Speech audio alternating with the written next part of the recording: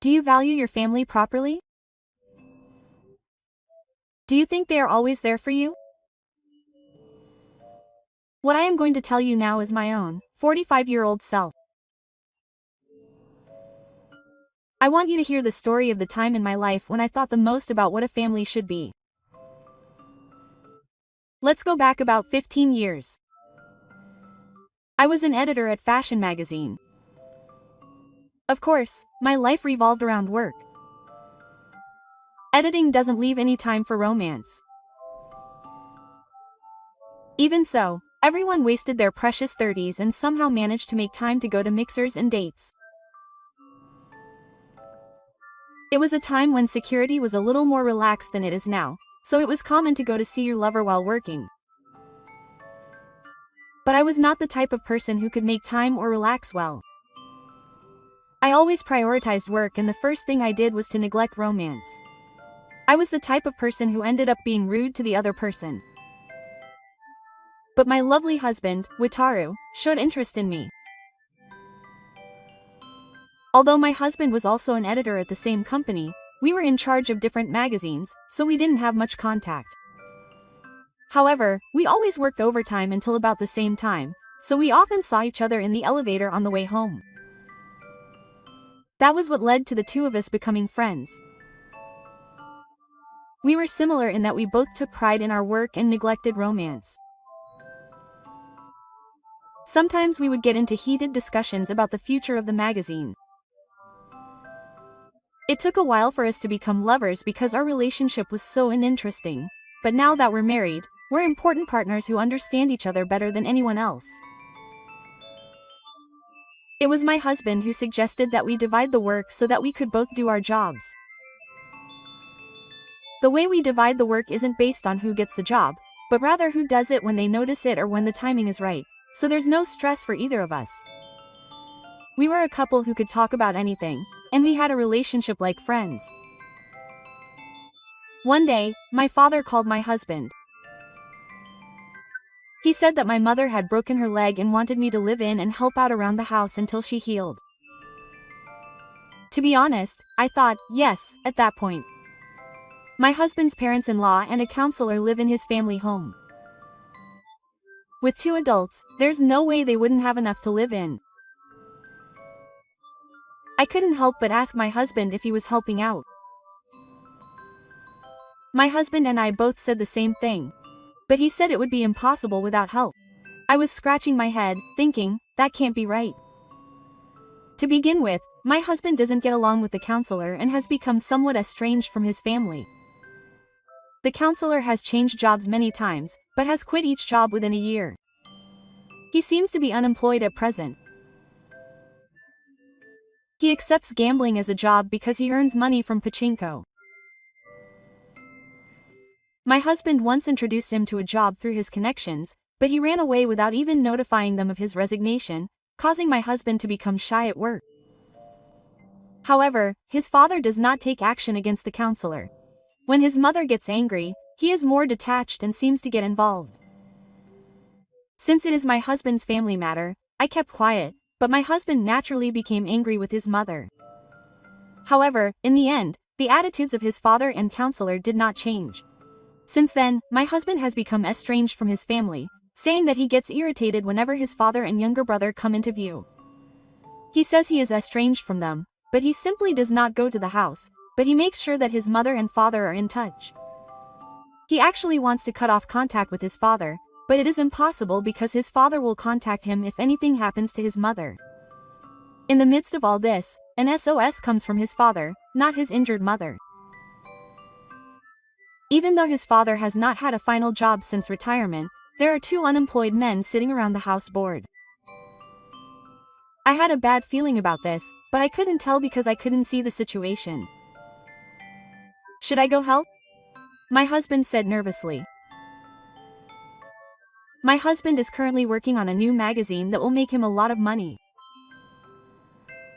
It's a children's magazine that he's dreamed of working on for many years. He should really want to throw himself into his work with all his might.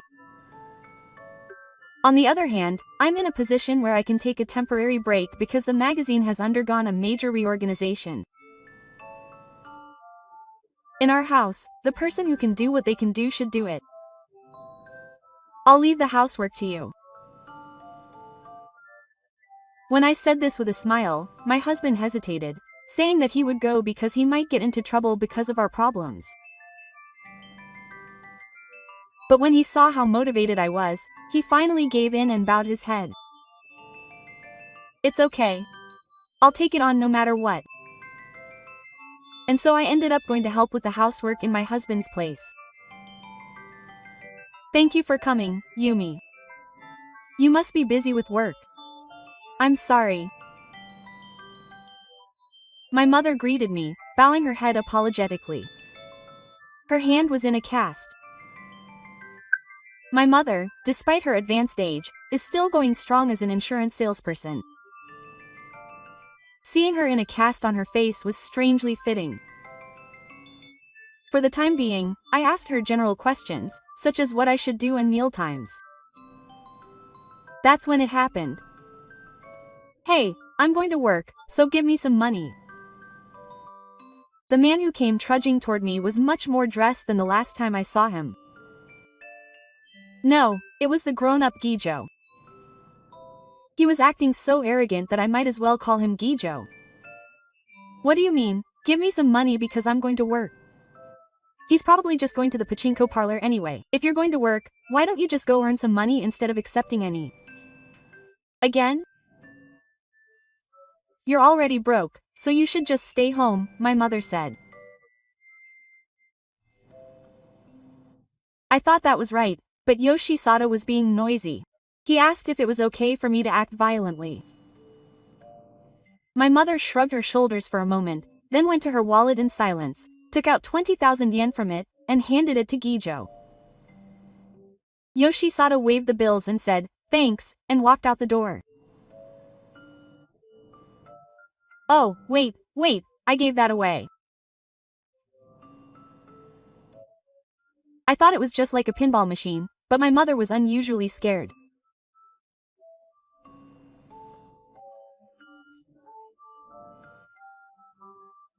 When I asked my mother if it was okay to give her the money, she lowered her eyes and nodded silently. I didn't think it was okay. I couldn't accept it. It had been 30 minutes since I arrived. I already wanted to join my husband, but he was at work, so I held back. I was only here for a short time. So if it had been me who had been asked for money, I would have yelled at him without hesitation. But since my mother didn't say anything back, I kept my mouth shut for the time being and thought that maybe I should keep a close eye on this house. But that was the only problem. That was the end of the day. I thought maybe the protocol was the only issue. The next day, my mother said she was going to the hospital, so I decided to accompany her there. Although I had made a reservation, there were a lot of people, so we got home later than expected, and my father greeted us. I thought he would definitely say, "Welcome home," but I was wrong. He got mad because the first bath of the day wasn't ready.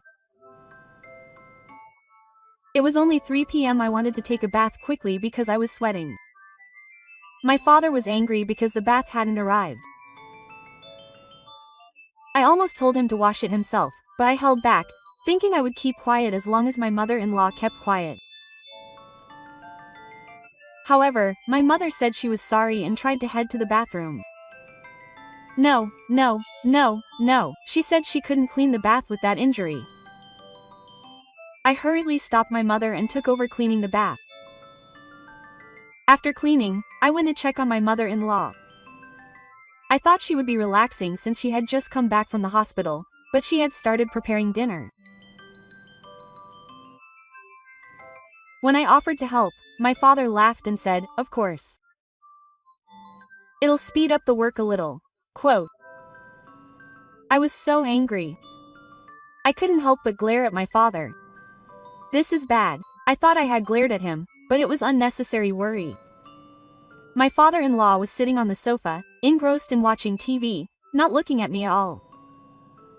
To top it all off, he even said, "Please massage my shoulders later." I looked at my mother's hands and thought, How dare you say something like that? I was so angry that dinner that night didn't taste good. Itada complained about the Japanese food being served, and his father demanded more from his injured mother. I wanted to complain, but I was torn because I had to save face for my mother. In just 2 days, I had come to understand how lowly the mother in this house was. It wasn't like this when I came to this house before.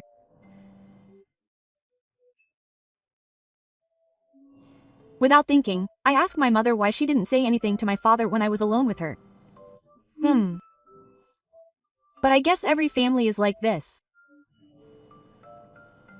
What kind of family is it? At least ours isn't like this. When I said that, my mother's eyes widened.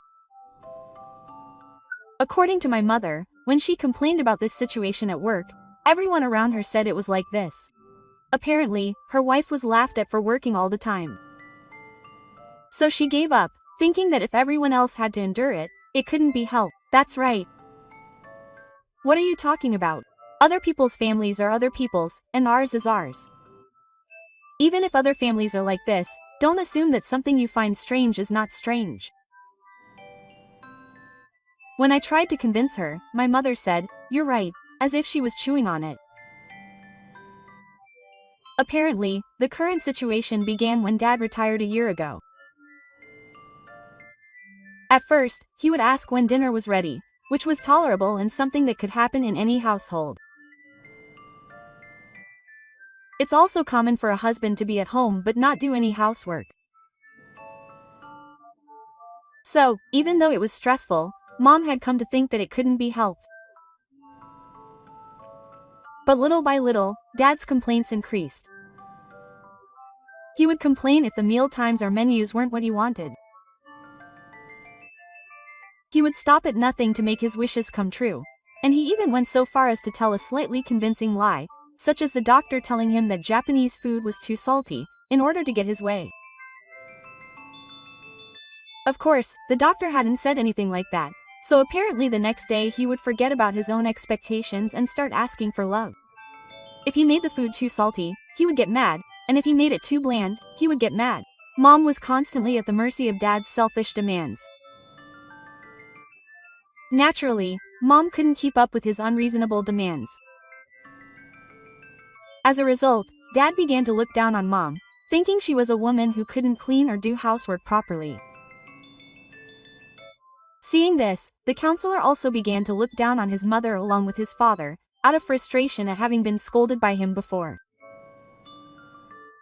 As for the counselor, in addition to complaining along with his father, he even went so far as to beg for money. His mother couldn't turn a blind eye to his behavior and scolded him for doing something wrong. However, one day, the counselor, who had been playing pachinko for a long time, lost his temper at his mother's lecture. As a result, the counselor threw the remote control at his mother with great force, injuring her above the eyebrow. He didn't intentionally try to hurt his mother, but it was an accident while trying to chase her out of the room. If I had been there, I'm sure he would have thrown a chair back at her. But his mother wasn't that kind of person. It was enough to make him lose his attitude towards the counselor, knowing that he didn't want anything more to happen. Knowing this, the counselor began threatening to go on a rampage if his waywardness wasn't met. I thought to myself, what a dirty person. In the end, even though there were 3 adults in the house, the only one who worked and did the housework was his mother. 2 men were his mother's constant companion. And yet, it's so ignorant of you to act all high and mighty. Mom, if things are tough, you can run away to our house. Just say no if you don't like it. At my words, Mom looked down with a complicated expression. You're right. I feel a little relieved to know that things aren't normal. I thought I was just worrying too much. After I said that, Mom smiled and said, let's go to bed for the night, and ended the conversation. I think I may have been overstepping my bounds. But I don't think my actions were wrong. I decided that if anything happened, I would do my best to help Mom. The next morning, due to the rain and the atmospheric pressure, Mom's hand and other physical conditions seemed to be ailing. Yazaki decided to do his best to support her without pushing her too hard. Mom came down from the second floor, saying, "Mom, take me to the pachinko parlor." I couldn't help but exclaim, "Oh, but I didn't notice." "Hey, there's no newspaper." Dad even said, "Go get it from the mailbox quickly." I glared at him, telling him to go get it himself since it was right there in the mailbox, but Dad stayed on the sofa. That ornament only moves when a physiological phenomenon is involved. Is it supposed to be a landmark in this house or something? While I was shaking with anger, my mother said nothing. Usually, she would say yes or some kind of imperial remark before starting work. Does the fact that she didn't say anything or move mean that my persuasion from yesterday was working? As I watched the situation with a restless feeling, my father shouted as fast as he could, "When are you coming?" And said things like, "I'm ready and waiting." Why is silence considered acceptable in this house? Oh, this pisses me off. My official had reached its limit, and I was about to complain in all my might, trying to act like a pushy woman. "I will never do it," my mother shouted. It was the first time I had ever heard her shout with such force that even my father and the council were surprised. "Do whatever you want. Two children who are already adults are no longer cute." Well said. I felt like I wanted to take them both. Good job, this is the best. I was doing a gutsy pose in my mind when my father let out a big sigh. "Oh, you don't do any cleaning or housework, all you do is talk." "It's okay, you can leave. Come on, go ahead and leave." Does he think I can't do it? Only at times like this does my father look at me from the sofa and grin. "That's right, Mom. Go ahead and leave," the counselor said, laughing. "You guys." "Okay." The moment I was about to shout, it was Mom who calmly agreed to let me leave. "Then I'll go. Let's go together, Yumi-san." I felt my irritated heart brighten up for a moment. "Mom, you've made a decision, haven't you?" I couldn't hide my smile and said yes, and I immediately called a taxi and left the house with Mom. Take her home before her feelings change. After arriving home and letting Mom rest, I called my husband to report the current situation. In fact, I hadn't told him what had happened over the past 2 days yet. I was so determined to be the first to rush out if anything happened that I forgot to consult with him and gain more allies. Now that I think about it, this is my husband's house. When I explained the situation, my husband finished his work really early that day and came home. Oh my, isn't my husband too capable? And the three of us thought about what to do from now on. My awakened mother was merciless.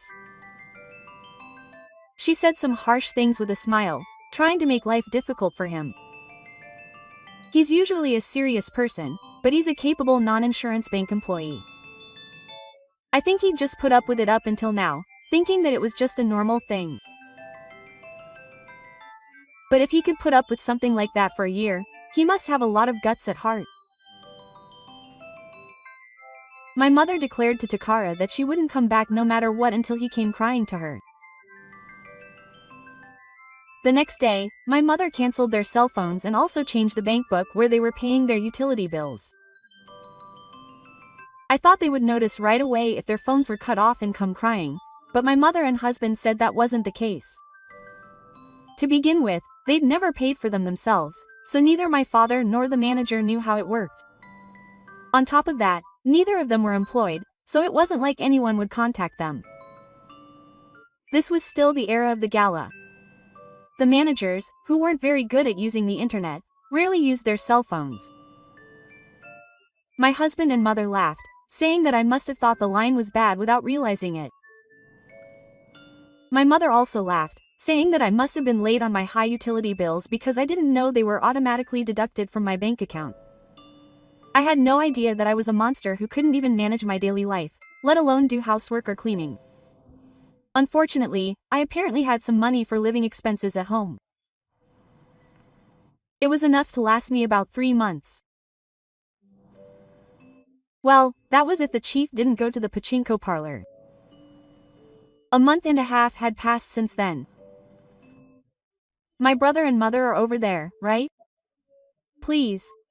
Go and pay the money. It's dangerous to be without air conditioning in the summer. The pathetic phone call from the chief called my husband, crying. Since his cell phone had also been disconnected, it seemed he had gone out of his way to find a public phone to call. It was summer, and fortunately, it wasn't as hot as it is now, but it was clear that the electricity had been cut off. Normally, I would have noticed it when I saw the bill for the prepaid bill, but as my mother had predicted, I hadn't noticed. I woke up in the morning feeling hot and none of the lights worked, so I hurriedly contacted the power company, and they told me that I had been late. By the way, my husband apparently filmed this phone call and hung up immediately after hearing the words from the provost I mentioned earlier. My husband is quite the devil. I like that about him. It seemed like he called our house too, but I made sure not to look at the number. It was my mother's turn. Another half-month later, 2 months after my mother had prepared for her revenge, I came home from work to find the provost and my father in front of our house, crying. Please, big sister. Please go to see my mother. The water has stopped. Yumi, I'm counting on you too. The toilet won't flush. I almost burst out laughing at their pleas. They must be desperate, but I wonder if they realize that their desperation is making it even funnier. For the time being, I decided to talk to my mother, since it would be a problem if they just stayed in the entrance hall. My mother showed her face and said, "Let's meet them." My husband just happened to come home, so we all decided to talk inside the house. My mother was the first to ask what those two incompetent people who know nothing about the world were doing sitting there. The two incompetent people can't look at their mother's face and are pouring water on the table. I've reached my limit. I'm sorry. Please come back. The counselor said this and bowed his head. The father followed suit. I've reached my limit of looking at their faces too, but what should I do in that case? The mother looked at me with a mischievous smile, so I thought the same thing. I laughed and asked, "What should I do? Why don't you just stay here and not go home?" Even the mother and husband started grinning. That's right. Even if I go back, I don't want my two big, unemployed sons to be cooped up together. The moment the mother said that, the counselor shouted, "Oh. I'll work, quote."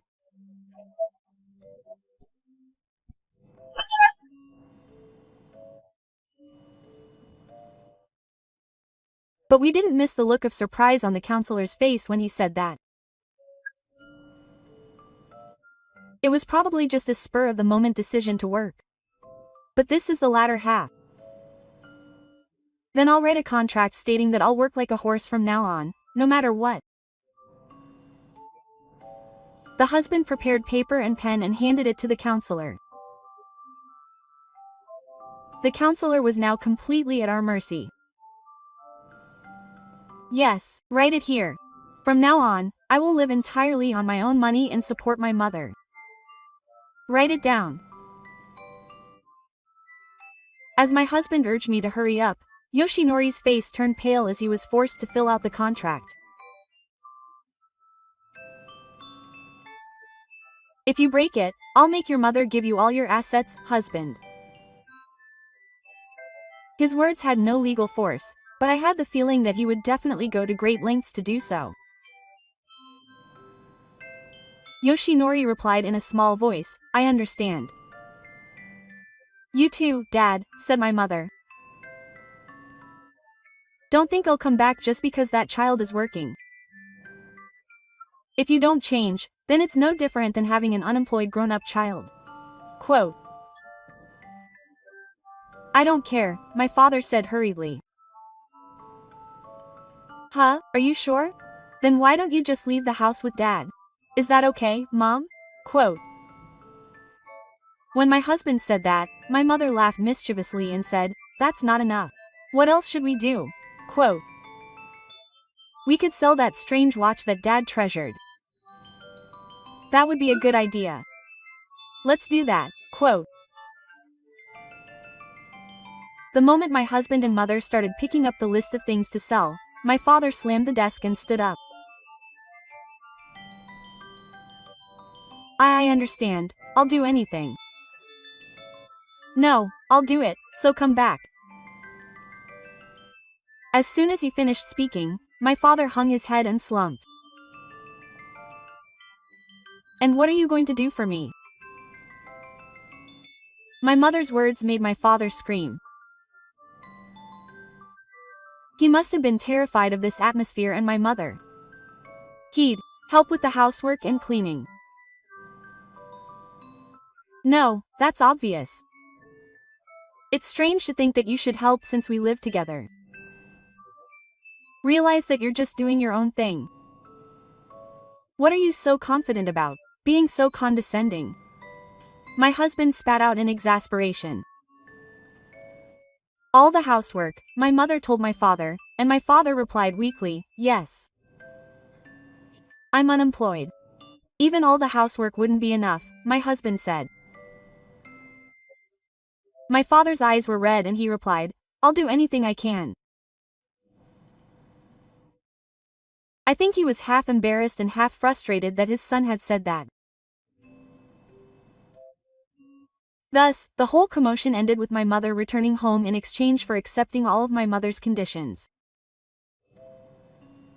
For 10 years since then, my sister-in-law has failed many interviews, but she was accepted for the only part-time job at the restaurant chain she used to frequent as a child. She was surrounded by younger people. On top of that, there was a time when she was scolded so much that she was completely worn out. However, she seemed to realize that if she quit, no one would hire a long-time unemployed manager, so she continued working with a determination that she had never experienced before. Her hard work was recognized, and after 5 years she was hired as a full-time employee, and last year she was promoted to store manager. It feels like spring is coming soon. My mother is now a full-time housewife, as she no longer has the physical strength to be an insurance salesperson. Of course, my father does the housework as he had done back then. It seems that my father also found housework more enjoyable after trying it. Recently, he seems to have become so engrossed in cooking that he even makes French cuisine at home. We sometimes treat him to meals, and it's delicious. Oh, that's right, my husband and I have also changed.